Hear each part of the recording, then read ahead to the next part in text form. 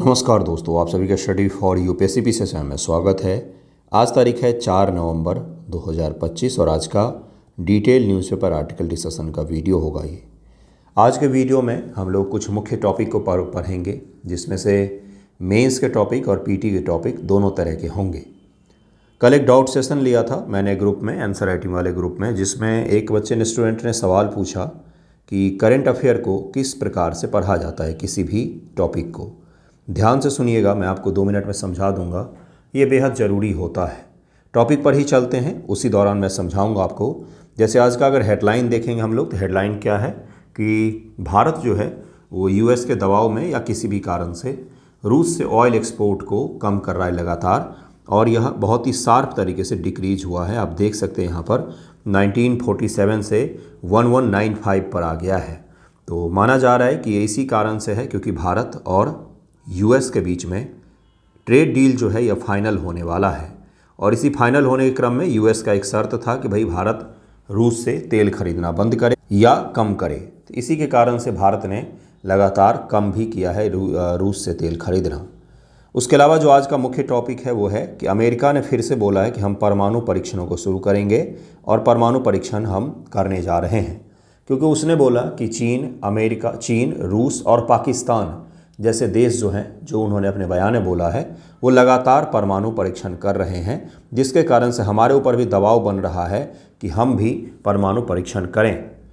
इससे दुनिया जो है नए प्रकार के परमाणु युद्ध के खतरों की ओर बढ़ रहा है, या फिर आप मान सकते हैं कि नए प्रकार से परमाणु हथियारों की होड़ शुरू हो जाएगी। इसी टॉपिक से आज हम शुरू करेंगे। ये जो वीडियो होता है ये 71 बीपीएससी मेंस, उसके अलावा 72 बीपीएससी पीटी मेंस और एईडीओ सहित किसी भी आप एग्ज़ाम की तैयारी करते होंगे तो उन सभी में आपको मदद करेगा। तो इसलिए अंत तक देखा कीजिए वीडियो को, और सभी फैक्ट्स को ध्यान से देखा कीजिए। देखिए आज का पहला टॉपिक क्या है। अमेरिका ने परमाणु हथियार परीक्षण पुनः शुरू करने का आदेश दिया है, यही है पहला टॉपिक। अब इस टॉपिक को कैसे पढ़ा जाए, किस प्रकार से किसी भी टॉपिक को पढ़ा जाता है। टॉपिक पढ़ने से पहले आपके मन मस्तिष्क में सवाल उभरने चाहिए कि इससे क्या क्या सवाल पूछे जा सकते हैं। ध्यान से सुनिएगा, आप ही के मन में आना चाहिए। किसी भी टॉपिक को लेकर के बैठते हैं, चाहे वो जीएस का है या करंट का है, तो आपके मन में ये चीज़ दिखना चाहिए स्पष्ट रूप से आपको कि क्या पूछा जा सकता है। यहाँ से सवाल क्या पूछेगा, इस टॉपिक से रिलेटेड क्या सवाल पूछ सकता है। सबसे पहला तो यही पूछ सकता है कि परमाणु हथियारों की नई दौर शुरू हो सकती है। पहला तो यही सवाल पूछ सकता है। दूसरा क्या पूछ सकता है, भाई जो परमाणु हथियार हैं उसका किस प्रकार से दुनिया को उसके लिए खतरा है, दुनिया के लिए खतरा है वो, और इस खतरे से किस प्रकार से निपटा जा सकता है। इसके अलावा ये पूछ सकता है कि भारत की परमाणु नीति क्या है, यह इनडायरेक्ट टॉपिक हो गया। सीटीबीटी के बारे में पूछ सकता है। इसके अलावा किसके बारे में पूछ सकता है, तो जो परमाणु अप्रसार की नीति है उसके बारे में पूछ सकता है। ये सब अलग अलग सवाल हैं जो एक ही टॉपिक से उभरे हैं। इन सभी डायमेंशन को आपको पढ़ने के दौरान कवर करने की चेष्टा करनी चाहिए कि मैं सभी को कवर करूं। जैसे अमेरिका ने परमाणु हथियार का पुनः परीक्षण शुरू किया है, तो आपसे पूछ सकता है कि सिपरी की रिपोर्ट के बारे में, कि सिपरी का रिपोर्ट क्या कहता है परमाणु हथियारों के बारे में, और इसे किस प्रकार से कम किया जा सकता है, या परमाणु युद्ध का खतरा जो है उसके क्या प्रभाव हो सकते हैं, अगर हो जाता है परमाणु युद्ध तो उसके क्या इम्पैक्ट होंगे। इस प्रकार के आपसे हाइपोथेटिकल सवाल भी पूछे जा सकते हैं। तो देखिए पहला क्या है इसका, कि अमेरिका के राष्ट्रपति ने बोला है कि 33 वर्षों के बाद 1992 में अंतिम बार जो है परीक्षण किया गया था अमेरिका के द्वारा, और उसके बाद से उन्होंने बोला है कि हम फिर से इसको शुरू करने जा रहे हैं, जो वैश्विक परमाणु नीति में एक बड़ा बदलाव दर्शाता है, जिसके बाद से दुनिया में अब फिर से परमाणु हथियारों के परीक्षण करने की होड़ सी मच जाएगी। उन्होंने अपने बोलने के क्रम में पाकिस्तान का भी नाम ले लिया। पाकिस्तान अगर परमाणु परीक्षण कर रहा है, चीन भी कर रहा है, तो भारत के ऊपर भी स्वतः एक दबाव उत्पन्न होगा कि भारत भी परीक्षण करे और यह दिखाए कि हमारे पास भी क्षमता है। यह एक साइकोलॉजिकल दबाव होता है जो उत्पन्न होता ही है अगर आपका शत्रु देश इस तरह का काम कर रहा है। तो अमेरिका क्यों कर रहा है, क्योंकि उसके 2 शत्रु देश हैं, एक है चीन और एक है रूस। इन दोनों के द्वारा इसका परीक्षण किया जा रहा है, इसलिए यूएसए के ऊपर में दबाव उत्पन्न हो रहा है कि वो भी करे। तो हमारे लिए भी तो यही चीज़ है, सेम चीज़ इंडिया के लिए भी है। हमारे 2 जो बड़े पड़ोसी हैं, दोनों परमाणु हथियार से संपन्न हैं, एक है चीन और दूसरा है पाकिस्तान। इन दोनों के पास में परमाणु हथियार है, तो हम पर भी दबाव उत्पन्न होना लाजिम सी बात है कि हमारे ऊपर भी दबाव होगा, हम भी इसका परीक्षण आने वाले समय में कर सकते हैं अगर इस तरह की चीज़ें सच साबित होती है तो। देखिए क्या है, परमाणु युग की शुरुआत 1945 में माना जाता है। बम बनाने तो काफ़ी पहले शुरू हो गया था, ओपेनहाइमर अगर आपने मूवी देखा होगा तो, लेकिन पहली बार 1945 में हिरोशिमा और नागासाकी पर जब बम गिरा तब दुनिया को महसूस हुआ कि परमाणु क्या होता है, परमाणु बम। लेकिन हिरोशिमा नागासाकी पर जो बम गिराए गए थे वो आज के बमों की तुलना में कुछ भी नहीं है, खिलौने हैं। आज के जो बम हैं उनसे 1000 गुना ज़्यादा शक्तिशाली हैं, इतने शक्तिशाली हैं कि पूरा का पूरा देश एक बम से ख़त्म हो सकता है, इतने शक्तिशाली भी बनाए गए हैं, है ना। देखिए क्या है, फिर जिससे द्वितीय विश्व युद्ध का अंत हुआ, सोवियत संघ 1949 का परीक्षण जल्द ही शीत युद्ध के तनाव को बढ़ा गया। मतलब कि 1949 में यूएसएसआर ने भी इसका परीक्षण किया कि आपके पास है तो हमारे पास भी है। 1945 से 1996 तक विश्व भर में 2000 से अधिक परमाणु परीक्षण किए गए। कितने? 2000। 100 बम ही काफ़ी हैं पूरे दुनिया को ख़त्म करने के लिए पृथ्वी से, परमाणु बम। यहाँ तो 2000 परीक्षण किए गए। और परीक्षण किए गए, परीक्षण का मतलब होता है समुद्र में किया गया, उसके अलावा बहुत गहराई में किया गया, स्थल पर किया गया, तो अलग अलग जगहों पर परमाणु परीक्षण किए जा चुके हैं। भारत और पाकिस्तान ने 1998 में 2 बार परीक्षण किया। उत्तर कोरिया ने 2006 से 2017 के बीच 6 बार परीक्षण किया परमाणु बम का। और नॉर्थ कोरिया ही है जो सबसे लेटेस्ट अभी भी परीक्षण करता रहता है। आए दिन उसके ऊपर आप देखते होंगे कि न्यूज़ में आता है कि भाई नॉर्थ कोरिया ने परमाणु बमों का परीक्षण किया है। अमेरिका ने अंतिम बार 1992 में, चीन और फ्रांस ने 1996 में और सोवियत संघ ने 1990 में इसका परीक्षण किया था। रूस, जिसने सोवियत संघ के हथियार भंडार को विरासत में लिया, ने कभी भी परीक्षण नहीं किया है। रूस ने यूएसएसआर के विघटन के पश्चात अर्थात 1991 के बाद से कभी भी परमाणु बम का परीक्षण नहीं किया है। अब एक सवाल उठता है कि क्यों नहीं किया इन देशों ने? 1992-91 के बाद से कोई भी परीक्षण क्यों नहीं किया गया है? अमेरिका ने 1992 में यूएसएसआर के विघटन के ठीक बाद किया था कि हम सबसे शक्तिशाली हैं अभी दुनिया में, दुनिया सिंगल पोलर हो गई है, एक ध्रुवीय दुनिया हो गई है। उसके बाद से उसने भी नहीं किया। परमाणु परीक्षण रोकने के कारण क्या थे? तो सोवियत संघ द्वारा कजाकिस्तान और आर्कटिक में पश्चिमी देशों द्वारा प्रशांत द्वीपों में किए गए परमाणु परीक्षण से विकिरण फैला और पता चला कि इसके कारण से भूमि, जल, हवा बहुत ही गहरे स्तर पर प्रदूषित होती है। बायोडाइवर्सिटी के लिए इससे ज़्यादा खतरनाक कोई चीज़ है ही नहीं। उसके बाद से CTBT 1996 में सभी परमाणु विस्फोटों पर प्रतिबंध लगाती है। इसका फुल फॉर्म क्या है? व्यापक परमाणु परीक्षण प्रतिबंध संधि। मतलब बड़े स्तर पर परमाणु परीक्षण का प्रतिबंध के लिए यह संधि बनाया गया, जिसको CTBT नाम दिया गया है। इसको जरूर ही याद रखिएगा, यह पूछा जा सकता है PT एग्जामिनेशन में कि क्या है, ताकि तनाव को कम किया जा सके। रूस ने इस पर वर्ष 2000 में अनुमोदित किया, लेकिन 2023 में इसे रद्द कर दिया, जबकि अमेरिका ने इस पर हस्ताक्षर तो किए लेकिन अनुमोदित कभी किया ही नहीं। तो CTBT जो है एक तरीके से काम का है और नहीं भी है, कोई खास प्रभाव इसका बनता नहीं है। जिसको जब परीक्षण करना होता तब वो करते ही हैं। परमाणु परीक्षण फिर से शुरू करने के कारण मौजूदा नए हथियार जो हैं उनकी प्रभावकारिता को पुष्ट करने के लिए, और दुनिया जो है 2024-25 के बाद से, मुख्यतः 2020 के बाद से, कोरोना के बाद से इतने ज़्यादा जियोपॉलिटिकल चेंजेज आए हैं, जो सेकेंड वर्ल्ड वॉर के बाद सबसे ज़्यादा जियोपॉलिटिकल चेंज है। सेकेंड वर्ल्ड वॉर के बाद सबसे ज़्यादा हथियार उपयोग किए जा रहे हैं दुनिया में, सबसे ज़्यादा बमबारी हो रही हमास से लेकर यूक्रेन तक में। तो सेकेंड वर्ल्ड वॉर के पश्चात से दुनिया एक बार फिर से तनाव भरे संकट के दौर से गुजर रही है, जिसके कारण से जो भी परमाणु संपन्न देश हैं वो अपनी अपनी क्षमता को प्रदर्शित कर रहे हैं। अगला देखिए क्या है, क्या प्रभाव हो सकते हैं इससे। अगर अमेरिका परीक्षण करता है तो सवाल आपसे यही पूछेगा। USA के बारे में सवाल पूछ सकता है कि इसके परीक्षण के क्या प्रभाव पड़ सकते हैं भाई दुनिया भर में। दूसरा पूछ सकता है कि भारत के लिए क्या कंसर्न हो सकता है।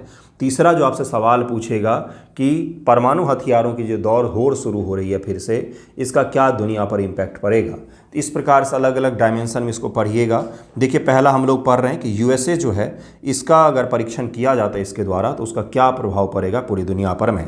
तो पहला तो है जियोपॉलिटिकल टेंशन उभरेगा। इससे क्या होगा भाई, अगर अब US करता है तो रूस भी करेगा, फिर चीन भी करेगा, पाकिस्तान भी करेगा, नॉर्थ कोरिया भी करेगा फिर US को दिखाने के लिए, और नॉर्थ कोरिया करता है तो फिर जापान और दक्षिण कोरिया के लिए संकट उत्पन्न होगा।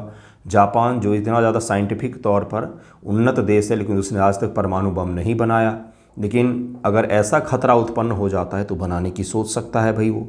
और अगर ईरान इसी बीच में कर ले तो पूरा अरब प्रायद्वीप जो है उसमें टेंशन क्रिएट होगा।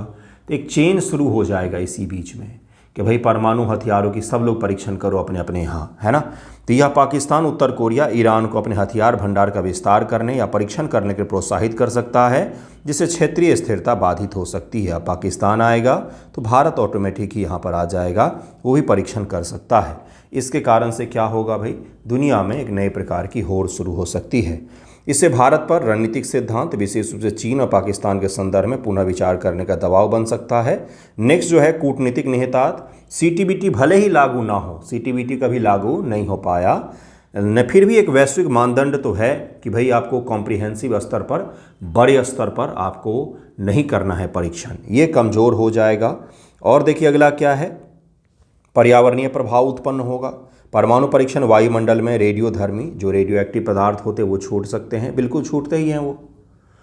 परमाणु परीक्षण में तो रेडियो विकिरण उत्पन्न होगा ही होगा, है ना।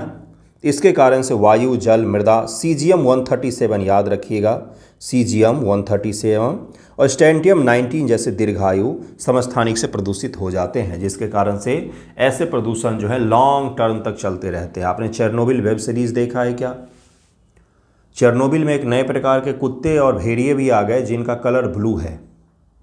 वहाँ पर एक प्रकार का फंगस डेवलप हो गया जो रेडियो विकिरण को अवशोषित करता है। तो पूरा बायोडाइवर्सिटी को चेंज कर सकता है एक परमाणु परीक्षण, उसमें इतनी ताकत होती है। जो पदार्थ वहाँ पर थे नहीं, या जो पौधे हैं वो अलग प्रकार के पौधे वहाँ पर जन्मेंगे, इतना क्षमता होता है परमाणु परीक्षण में, अगर असुरक्षित रूप से हो जाए तो। भारत के द्वारा जब किया जाता है तो पोखरण रेंज में बहुत ही गहरा सा कुआं बना करके उसमें डालकर परीक्षण किया जाता है ताकि बाहर कुछ भी लीक ना हो। ओके, अगला देखिए क्या है, इससे आसपास की आबादी में कैंसर, अनुवांशिक उत्परिवर्तन, मतलब क्या कहा जाता है इसको, जेनेटिक म्यूटेशन कहा जाता है। यूपीएससी ने प्रीलिम एग्जाम में पूछा कि निम्न में से किन किन चीज़ों के कारण जेनेटिक म्यूटेशन हो सकते हैं। जैसे एक बोला था किन किन को हो सकता है, जैसे पेंटर हैं उनको हो सकता है क्या, पेंट का जो काम करते हैं, बार्बर हैं उनको हो सकता है क्या, जो परमाणु संयंत्र, परमाणु भट्टी के इर्द गिर्द काम करते हैं, बिजली उत्पन्न करने वाले, उनको हो सकता है क्या। तो इस प्रकार के सवाल पूछे जाते हैं, तो इसको याद रखिएगा। इसके कारण से जेनेटिक म्यूटेशन जैसी चीज़ें भी हो सकती है, जीन में परिवर्तन हो सकता है। वैश्विक निरस्त्रीकरण, लक्ष्यों को कमज़ोर करना, इससे दुनिया भर में जो साइन किया गया कि दुनिया हथियारों को कम करेगी, तो वो कम करने की जगह पर और भी ज़्यादा बढ़ सकते हैं। नैतिक चिंताएं भी उत्पन्न होगी, नैतिक चिंताओं की तो कोई ध्यान करता ही नहीं है। परमाणु हथियार नियंत्रण संधि है, एनपीटी जिसको कहा जाता है, भारत इसका सदस्य नहीं है। 1968 में किया गया। इसका उद्देश्य परमाणु हथियार के प्रसार को रोकना, निरस्त्रीकरण को बढ़ावा देना, परमाणु ऊर्जा के शांतिपूर्ण उपयोग को प्रोत्साहित करना है। यह 5 परमाणु हथियार संपन्न देश अमेरिका, रूस, ब्रिटेन, फ्रांस और चीन को मान्यता देता है। भारत इसका सदस्य ही नहीं है। एनपीटी पर भारत ने कभी साइन ही नहीं किया। सीटीबीटी में आपको बता चुका हूं, और टीपीएनडब्ल्यू भी है, परमाणु हथियार निषेध संधि जिसको कहा जाता है। 2017 में ये लागू किया गया कि अंतर्राष्ट्रीय कानून के तहत परमाणु हथियार का उपयोग, स्वामित्व, परीक्षण और स्थानांतरण पर प्रतिबंध लगाती है। स्थानांतरण पर प्रतिबंध लगाती, मतलब एक देश दूसरे देश को देगा भी नहीं, ये भी प्रतिबंध लगाती है। ठीक है, जैसे सबसे पहले किसने बनाया दुनिया में, अमेरिका ने बनाया। अमेरिका ने किसको दिया भाई, ब्रिटेन और फ्रांस को दिया। फिर यूएसएसआर ने बनाया, यूएसएसआर ने किसको दिया, चीन को दिया। चीन ने किसको दिया, पाकिस्तान को, और किसको दिया, तो नॉर्थ कोरिया को दिया। फिर अमेरिका के द्वारा इजराइल को प्राप्त हुआ, और अमेरिका के द्वारा ही इजराइल से होते हुए दक्षिण अफ्रीका जो है उसको प्राप्त हुआ। अफ्रीकन कॉन्टिनेंट में एक दक्षिण अफ्रीका ही है जिसके पास माना जाता है कि परमाणु हथियार संपन्न देश है। उसके अलावा इजराइल है, चीन है, रूस है, भारत है, पाकिस्तान है, और उसके अलावा कौन है, तो फ्रांस और ब्रिटेन भी या नॉर्थ कोरिया भी इसमें शामिल है जिनके पास परमाणु हथियार हैं। बनाने की क्षमता बहुत सारे देशों के पास में है, लेकिन बहुत सारे देश बनाते नहीं हैं। जैसे जापान ने नहीं बनाया, जैसे जर्मनी नहीं बनाया, क्योंकि इन देशों के पास इतनी ज़्यादा क्षमता है और उन्हें पता भी है कि परमाणु युद्ध की कभी नौबत नहीं आएगी, और अगर आएगी तो फिर तो ख़त्म ही है। भारत का परमाणु हथियार उपयोग पर दृष्टिकोण क्या है? परमाणु परीक्षण भारत ने किया है कई बार। नो फर्स्ट न्यूज और प्रसार के प्रति प्रतिबद्धता कि हम किसी भी देश को नहीं देंगे। शांतिपूर्ण परमाणु उपयोग करेंगे, हम बिजली इत्यादि के लिए उपयोग करेंगे। जब तक हम पर परमाणु अटैक की संभावना नहीं बनेगी तब तक हम इसका उपयोग नहीं करेंगे। नागरिक और रणनीतिक आवश्यकताओं में संतुलन रखेंगे हमेशा ही। तो इसको भी याद रखिएगा, भारत के एटॉमिक नीति के बारे में सवाल पूछे जाते हैं मेंस एग्जामिनेशन में। अब आते हैं समाधान के पक्ष पर। सारी चिंताएं मैंने आपको बता दी कि दुनिया में क्या क्या हो सकता है। एग्जाम में आपसे समाधान पक्ष में ज़्यादा पूछा जाता है, इसलिए उसको थोड़ा सा अच्छे से पढ़िएगा और लिखने का भी प्रयास कीजिएगा। इस पर आधारित अगर मेंस में सवाल आ जाए 4 पेज में, यकीन मानिए काफ़ी कठिन सवाल हो जाएगा, क्योंकि इसमें बहुत सारे टर्मिनोलॉजी ऐसे हैं जो उतना आसान नहीं है। और प्रसार तंत्र को मजबूत करें, CTBT जैसे संधियों को हम अच्छे से लागू करें। दूसरा, आकस्मिक या जल्दबाजी में उपयोग ना को रोकना, कि भाई ऐसा ना हो कि परीक्षण किया जाए और सही से हो ना वो और ख़तरा उत्पन्न हो जाए। हथियार नियंत्रण वार्ताओं को पुनर्जीवित करें, UN के माध्यम से, G20 के माध्यम से, क्वाड के माध्यम से या अलग अलग माध्यमों से हम इसे फिर से पुनर्जीवित कर सकते हैं। विश्वास निर्माण किया जाए, निरंतर उच्च स्तरीय कूटनीतिक प्रयास होने चाहिए जिससे हथियारों की होड़ जो है वो रुके। क्वाड एक बॉडी है, क्वाड, इसका नाम आपने सुना होगा। इसमें 4 देश थे, भारत, चीन, जापान और जापान, ऑस्ट्रेलिया और US। मैंने गलती से चीन बोल दिया था। क्वाड लगभग में अप्रासंगिक हो गया है, क्योंकि एक नए प्रकार का क्वाड का जन्म हुआ है जो अमेरिका की ही अगुवाई में है। वो क्वाड कौन सा है नए प्रकार का जो बना, उसमें दक्षिण कोरिया है, जापान है, ऑस्ट्रेलिया है और अमेरिका है। ये 4 देशों ने मिलकर के नए प्रकार का क्वाड बनाया है साउथ चाइना सी को काउंटर करने के लिए। साउथ चाइना सी को काउंटर करने के लिए, इसमें चाइना को काउंटर करने के लिए। तो वो क्वाड आप मान सकते हैं कि नाम का है, और इस संस्थान की कभी कभी आपको दिख भी जाएगा कि भाई कोई भूमिका निभा रहा है, लेकिन अप्रॉक्स माना जा रहा है कि इसी क्षेत्र में क्वाड जैसा ही बॉडी अमेरिका ने बनाया है। जो एक नया बॉडी बना उसके बारे में आपको IR के लेक्चर में पढ़ाऊँगा।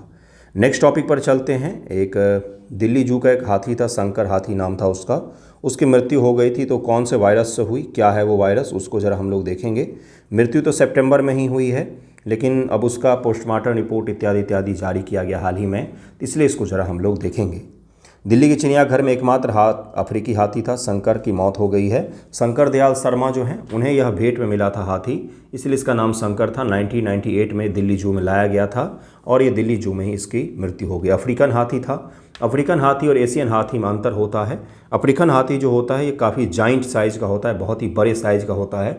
एशियन हाथी की तुलना में लगभग 1.5 गुना तक बड़ा होता है ये, और इसकी मृत्यु हो गई है। दिल्ली जू में रखा हुआ था ये। वैसे जू पता नहीं क्यों होता है। कौन से वायरस से मृत्यु हुई है, तो एन्सेफेलोमायोकार्डिटिस वायरस जो है इससे मृत्यु हुई है। इतना बड़ा स्पेलिंग है इसका, एन्सेफेलोमायोकार्डिटिस वायरस से इसकी मृत्यु हुई है। जो क्या है, तो चूहे जनित वायरस है। चूहा जो है इस वायरस का वाहक है और भंडारक भी है। चूहा के मलमूत्र इत्यादि से इस वायरस को वहन किया जाता है और उसी के कारण से हाथी की मृत्यु हुई है। और इस वायरस की सबसे खतरनाक चीज़ है कि इसका प्रारंभिक लक्षण भी नहीं दिखता है, अचानक से मृत्यु हो जाती है। यह गैर आच्छादित नॉन इवेपलेट पॉजिटिव सेंस एकल सेंटर RNA यानी कि सिंगल स्टैंडर्ड RNA जो है वो वायरस है ये भी याद रखिएगा। सिंगल वाला पूछ लेता है कभी कभार कि डबल RNA है, सिंगल है, ये सब PT एग्जामिनेशन में पूछा जा सकता है। इसके परिवार का नाम जो है, किस परिवार का यह वायरस है, पिकोनोरविरिडे प्रकार का वायरस है ये परिवार का, और कार्डियो वायरस जीनस से संबंधित है ये। वायरस के परिवार समूह का भी नाम कई बार पूछा जाता है। अधिकारियों के अनुसार किसी भारतीय चिड़ियाघर में इस तरह का पहला मामला है जहां पर इस वायरस से किसी की मृत्यु हुई है। इसका मतलब हुआ जो हाथी का बाड़ा था जिसमें हाथी को रखा गया था, वहां पर चूहों की अतिशय उपस्थिति होगी और उसी के मलमूत्र से हाथी का भोजन या पानी दूषित हो गया होगा, जिसके कारण से उसकी मृत्यु हो गई है। वायरस की प्रकृति क्या है, एक सिंगल स्टैंड RNA वायरस है, ये याद रखना है। मुख्य पॉइंट ये है, यह स्तनधारियों में हृदय की मांसपेशियों में सूजन, मस्तिष्क में सूजन और प्रजनन संबंधी विकार उत्पन्न करता है ये वायरस। ये इसकी खासियत है। हृदय के सूजन के कारण से ही इस हाथी की मृत्यु हुई है। ये पोस्टमार्टम रिपोर्ट में पता चला। हाथी का भी पोस्टमार्टम होता है, अब बरेली में है, वेटनरी पोस्टमार्टम का सेंटर जो है वो बरेली UP में है, वहीं पर इसका पोस्टमार्टम किया गया था। यह मुख्य रूप से संक्रमित चूहों या उनके मलमूत्र के सेवन या मल मौखिक मार्ग के द्वारा यह फैलता है। यह कहाँ पर पूछा जाएगा? ये आपसे प्रीलिम एग्जाम में इस वायरस के बारे में पूछा जा सकता है कि क्या है ये। 29 साल का एक नर हाथी था जिसको 1998 में जिम्बाब्वे से तात्कालिक राष्ट्रपति शंकर दयाल शर्मा जी को डिप्लोमेटिक गिफ्ट के रूप में यह हाथी मिला था और दिल्ली जू में इसको रखा गया था। इसकी याद रखिएगा। नेक्स्ट टॉपिक पर हम लोग चलते हैं। UAE to have India house, ये मतलब कि यूएई में एक इंडिया हाउस खोला जा रहा है। पीटी के पॉइंट ऑफ व्यू से very very very very important. मुख्य रूप से कल्चरल केंद्र होगा, ये कल्चरल सेंटर होगा जहाँ पर योगा इत्यादि जैसे कॉम्पिटिटिव चीज़ों का आयोजन किया जाएगा। इंडिया हाउस अबू धाबी में इंडिया हाउस स्थापित करने की योजना है। ये एक सांस्कृतिक केंद्र होगा जो कला संस्कृति छात्र आदान प्रदान दोनों देशों के साझा इतिहास को उजागर करने का काम करेगा और उसी के कारण से इंडिया हाउस को यूएई में अबू धाबी में स्थापित किया जा रहा है। योग को प्रतिस्पर्धी खेल बनाना, यूएई ने योग को एक प्रतिस्पर्धी खेल के रूप में मान्यता देने की योजना बनाई है। प्रतिस्पर्धी खेल जहां पर अलग अलग योग करने वाले लोग जो पार्टिसिपेट करेंगे और उसमें जो सबसे बेहतर करेगा उसको पुरस्कृत किया जाएगा। प्रतिस्पर्धी खेल का मतलब ही यही होता है कि योग अब क्या होगा, तो एक खेल के जैसे उसका उपयोग किया जाएगा और माना जा रहा है कि आने वाले समय में जिस प्रकार से जिम्नास्ट जो है यह ओलंपिक का हिस्सा है, उसी प्रकार से योग जो है ये भी ओलंपिक का हिस्सा बनाया जा सकता है। भारत यूएई सांस्कृतिक परिषद है जिसने इसको लिया है, इस डिसीजन पर पहुंचे हैं कि इस प्रकार का एक सेंटर स्थापित होना चाहिए और वही अब सेंटर स्थापित हो रहा है। नेक्स्ट जो टॉपिक है अंतर तारकीय धूमकेतु 3I एटलस। ये टॉपिक भारत में कम चर्चा में है लेकिन अमेरिका इत्यादि जगहों पर बहुत ज़्यादा चर्चा में है। ये इतना ज़्यादा चर्चा में है कि लोग बोल रहे एलियन पृथ्वी पर आ रहे हैं और पहली बार एलियन आ रहे, इस इत्यादि इत्यादि इत्यादि इस तरह की चीज़ें चर्चा में है। तो देखते हैं कि क्या है ये भाई, ये एटलस कहाँ से आया है। ध्यान से सुनेंगे थोड़ा सा तो मैं आपको समझा दूंगा। ये क्या है? ये सौर मंडल है, ये सन है और यहाँ पर अलग अलग ग्रह जो हैं इसके चक्कर लगाते रहते हैं। इसी प्रकार से डिस्क नुमा है, एक डिस्क सीडी कैसेट का जो डिस्क आपने देखा है ना, उसी प्रकार का है ये। ज़रा इमेजिन कीजिए। इससे पहले जब कोई इंटरस्टेलर ऑब्जेक्ट आता था तो वो इस तरह से आता था, इस तरफ से आया पैराबोलिक पाथ में और निकल गया। पहली बार जो है ये 3I एटलस, 3I इसका क्यों नाम है? तीन का मतलब तीसरा, I का मतलब इंटरस्टेलर, मतलब हमारे सौर मंडल से बाहर से आया है। हमारे सौर मंडल के एरिया जितना भी है उसके बाहर से यह जो धूमकेतु है वो सौर मंडल में प्रवेश किया है और आया है। अभी मैंने आपको क्या बताया कि अधिकांश जो हैं वो इस तरह से आते हैं, फिर ये सूर्य है, सूर्य के ग्रेविटेशन के कारण से फिर मुड़ जाते हैं और इस प्रकार से बाहर चले जाते हैं वो। लेकिन 3I एटलस ऐसा नहीं है, वो बिल्कुल अलग है। कई सारे उत्पन्न कहाँ से हुआ एलियन थ्योरी इसकी, तो ध्यान से सुनेंगे। एलियन थ्योरी किसी सामान्य इंसान ने नहीं दिया, वो दिया ऑक्सफोर्ड के फिजिक्स के प्रोफेसर हैं। उन्होंने कोई मीडिया में आकर नहीं बताया प्रसिद्धि के लिए, उन्होंने रिसर्च पेपर पब्लिश किया 3I एटलस के बारे में और उसमें उन्होंने बताया कि ये नेचुरल नहीं है, कि मतलब ये 100% प्राकृतिक नहीं है। जो उन्होंने शब्द यूज किया कि यह 100% नेचुरल नहीं है, यानी कि इसका चलने का तरीका, इससे आ रही लाइटें और जिस प्रकार से अभी तक इसको महसूस किया जा रहा है उस प्रकार से 100% नेचुरल नहीं है, जैसा उन्होंने बोला। क्या ये एलियन है? नहीं पता किसी को भी, नासा ने इसका खंडन किया है। ये सामान्य पथ पर का मार्ग से नहीं आया बल्कि इस तरफ से आया ये, ठीक है। इस तरफ से आने का मतलब होता है इसके राह में बहुत सारे ग्रह, उपग्रह, बहुत सारे छोटे छोटे क्षुद्र ग्रह इत्यादि इत्यादि, कुइपर बेल्ट जहाँ पर बहुत सारे पत्थर वगैरह होते हैं स्पेस में, उन सभी को पार करते हुए यह आया है। इतने सारे चीज़ों को सटीकता से पार करने के लिए बहुत ज़्यादा किस्मत की आवश्यकता होती है कि भाई टकराया नहीं, ये किस्मत की ही बात है, अन्यथा यह किसी से भी टकरा सकता था। और इसकी स्पीड जो है, सामान्य क्षुद्र ग्रह की स्पीड होती है 30 किलोमीटर प्रति सेकंड से, लेकिन इसकी स्पीड है 57 to 60 किलोमीटर प्रति सेकंड इसकी स्पीड है, यानी कि स्पीड भी बहुत ज़्यादा है इसका। और ये हाइपरबोलिक पाथ को फॉलो कर रहा है। माना जा रहा है कि सौर मंडल से भी पुराना है और हमारी ही गैलेक्सी के सेंटर की तरफ से हमारे सौर मंडल में प्रवेश करके यह अभी दिख रहा है। देखते हैं क्या होता है। 3I है, यानी कि इससे पहले 2 और आए होंगे दो और कौन थे, तो ओमुआमुआ नाम है, 2017 में यह आया था ओमुआमुआ, और एक है बोरिसोव, यह 2019 में आया था। ये दो इंटरस्टेलर ऑब्जेक्ट हैं जो आए थे। इंटरस्टेलर इसलिए कहा जा रहा है क्योंकि सौरमंडल के बाहर से यह हमारे सौरमंडल में आए हैं।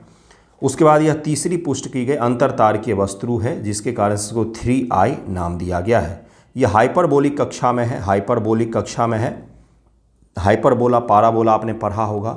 हाइपरबोलिक कक्षा में है जिसके कारण से माना जा रहा है कि इसका जो पथ है वह नेचुरली तो चेंज नहीं हो रहा है, आई थिंक किसी चीज़ के द्वारा चेंज किया जा रहा है, ऐसा उन्होंने फिजिसिस्ट जो महोदय हैं उन्होंने बताया है अपने रिसर्च पेपर में। ऑक्सफोर्ड में वो फिजिक्स पढ़ाते हैं, तो कोई सामान्य चीज़ नहीं है। जिसने बोला है वो कोई सामान्य नहीं, उसको आप बिल्कुल ही खंडन नहीं कर सकते कि झूठ बोल रहे हो। उनको कोई झूठ बोलने की आवश्यकता नहीं थी, उन्होंने मीडिया में नहीं बता करके रिसर्च पेपर पब्लिश किया था। देखिएगा इसको यूट्यूब पर सर्च करके, बहुत सारी जगह पर इंटरव्यू वगैरह चल रहा है। उत्पत्ति और आयु, संभवतः इसकी उत्पत्ति आकाशगंगा के मोटी डिस्क से हुई है। मतलब हमारी जो आकाशगंगा है इसकी जो सेंटर के चारों तरफ मोटी डिस्क है जहाँ पर पुराने तारामंडल मौजूद हैं, पुराने सोलर सिस्टम वगैरह मौजूद हैं, वहाँ से इसका उत्पन्न हुआ है। ओटाउती ऑक्सफोर्ड मॉडल का उपयोग करने वाले सिमुलेशन से 70% संभावना है कि यह सौरमंडल से 3 अरब वर्ष अधिक पुराना है, जिससे माना जा रहा है कि हमारे सौरमंडल से भी कितना वर्ष पुराना है, 7 अरब वर्ष पुराना है यह माना जा रहा है। हमारे सौरमंडल का निर्माण लगभग में 4 अरब वर्ष पहले हुआ था, उससे भी पहले का यह है। भौतिक व रासायनिक गुण, सक्रिय कोमा, संभावित पूंछ को दर्शाता है। साथ ही जल, बर्फ और जटिल कार्बनिक पदार्थों की वर्णक्रमीय क्षमता भी है इसमें। और कितना बड़ा है ये, तो लगभग में 5 से 10 किलोमीटर इसकी मानी जा रही है कि वही लंबाई चौड़ाई है। यानी कि अगर ये किसी पृथ्वी पर टकराता है, जो कि संभावना नहीं के बराबर में है टकराने की, तो एक कॉन्टिनेंट ख़त्म कर देगा ये। अगर अमेरिका में टकराता है तो अमेरिका उत्तर दक्षिण दोनों गायब हो जाएगा। इस प्रकार की संभावनाएं जताई जा रही हैं। 3I एटलस मिल्की वे की मोटी डिस्क से प्राप्त पहला ISO है, इंटरस्टेलर ऑब्जेक्ट है, जबकि इससे पहले पतली डिस्क से प्राप्त ISO अलग अलग हमें प्राप्त होते रहे हैं। इससे हमें प्राप्त हो सकता है कई सारी जानकारियाँ, लेकिन फ़िलहाल तो 3I एटलस के बारे में बेसिक चीज़ें ही याद रखिएगा कि क्या है ये। तो यह एक प्रकार का धूमकेतु है जो बाहर से आया है हमारे सौरमंडल में। गैलेक्सी जो है वो हमारी ही है, शायद उसी गैलेक्सी के सेंटर की तरफ से आया है। कुछ विशेषज्ञ बोल रहे हैं कि दूसरी गैलेक्सी से आया है। दूसरी गैलेक्सी से अगर कोई चीज़ आए तो ये बहुत ही बड़ी घटना मानी जाती है, क्योंकि ग्रेविटी को अगर बाहर जाना बहुत मुश्किल काम होता है। तो इसको याद रखिएगा आप लोग। आज का वीडियो यहीं पर ख़त्म करते हैं। आई होप आपको पसंद आया होगा। Thank you so much.